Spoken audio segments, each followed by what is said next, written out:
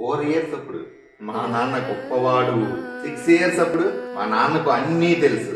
12 సంవత్సరాలప్పుడు నాన్న మంచివాడే కానీ కొంచెం కోపం ఎక్కువ. 14 సంవత్సరాలప్పుడు మా చిన్నప్పుడు నాన్న నాతో ఎక్కువగా గడిపేవాడు అనిపిస్తుంది. 16 సంవత్సరాలప్పుడు నాన్న ప్రతీది గుచ్చి గుచ్చి అడుగుతాడు నస. 18 సంవత్సరాలప్పుడు ఏది అడిగినా సరే వద్దంటాడు.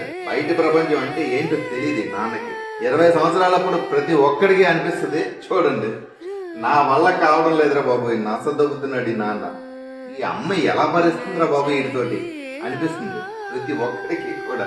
30 సంవత్సరాలప్పుడు తన కొడుకుతో వీడి మాట, నీ అల్లరి భరించలేకపోతున్నాడు రా, చిన్నప్పుడు మేము ఎంత డిసిప్లిన్ గా ఉండేవాళ్ళమో తెలుసా. 40 సంవత్సరాలప్పుడు నాన్న నన్ను చాలా క్రమశిక్షణతో పెంచాడు, నా పిల్లల్ని కూడా నేను అలాగే పెంచాలి. అప్పుడేమో నచ్చదొబ్బుతున్నాడు అన్నాడు, ఇప్పుడేమో ఈ పిల్లల్ని అలాగే పెంచాలి అన్న ఆలోచన వస్తుంది అనమాట.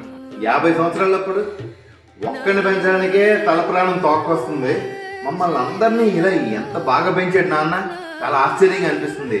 60 సంవత్సరాలప్పుడు పిల్లలు దూరం అయిపోయాక అప్పుడు తెలుస్తుంది అమ్మా నాన్నకి మేము దూరం అయ్యి ఎంత బాధ కలిగించామా అని.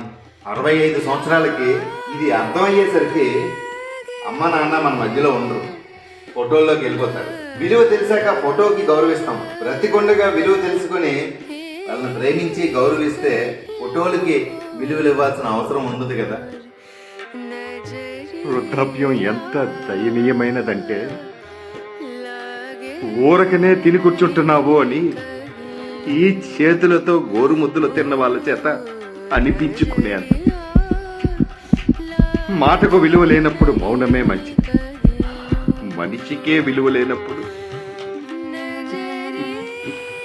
దూరమే మంచిది.